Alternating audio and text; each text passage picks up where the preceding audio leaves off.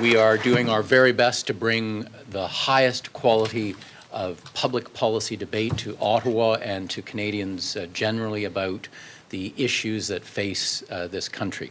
And of course, when several months ago, CNOOC launched its bid to acquire Canadian oil patch player Nexen at a premium of about 65% relative to its share price, a national debate was triggered about all aspects of the deal, and particularly about whether it would be good for Canada from a number of points of view, including economic, foreign policy, foreign relations, and national security.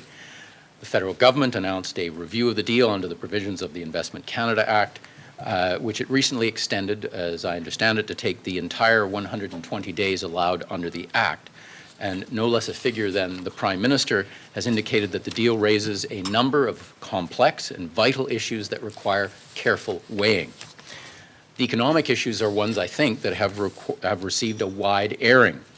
But it is the national security aspect of the bid that has been less fully debated, at least in public. And what discussion there has been, in my view at any rate, has been rather superficial and driven chiefly by the economic interests of those on either side of the debate.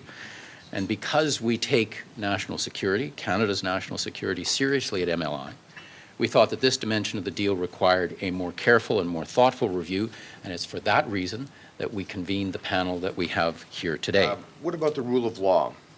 Do they follow the rule of law? Yes, but the answer would be not as we know it. I think that's what I've concluded. Is there a certain level of corporate transparency? Well, yes, but only enough to meet regulatory requirements, in my experience and from my readings. But above all, it's really about the one-party state, and it's about a centrally controlled economy that manages the activities of state-owned enterprise. And also, it's a place where, I think in terms of understanding distinctions between a purchase by a multinational corporation versus state-owned enterprise, that profit is not a core driver for the organization. So let me now speak quickly then to the core issue of the security threat itself. Generally, the CSIS public report has linked SOEs to intel agencies and hostile governments. Therefore, in the view of CSIS, they represent a threat to national security. What does that all mean? And now CSIS did not identify China specifically, but I am. It means that supporting state requirements for military or for security intelligence purposes, or the SOE is being supported by them. It's a very, very comfortable relationship which would make most Canadians uncomfortable. That this brings a very, very new reality to Canadian business and Canadian opportunities, and one where the risks are very, very significant. So I'll leave it to the political side to manage those significant political risks, but at least for now I want to identify what I believe are some of the major security considerations in that decision-making process. And my fear is if we deal with China exclusively through the security dimension, you're going to end up with a very lopsided or warped overall policy. It's a complex, multi-challenge, multi-opportunity for this country. China, of course, has returned to its status, its normal status as a great power. That's been the case for several thousand years, and until about 150 years ago, it was the case. People are now getting used to the idea that China is large and it's powerful economically, politically, and even militarily. That is the historical norm. It's now solidly in the second place globally in economic terms, and it's on its way gradually perhaps to the first status. It's not automatic, and it won't necessarily happen in 5 years, but certainly if we project current trends, that will arrive sometime in the course of the next decade. So when we think about China, we can't just think about SOEs. The reality is the majority of the economy is in private hands, and while there is a wave of SOE investment moving abroad, there's a far larger wave of private investment that will be coming our way, which perhaps will pose fewer challenges to us.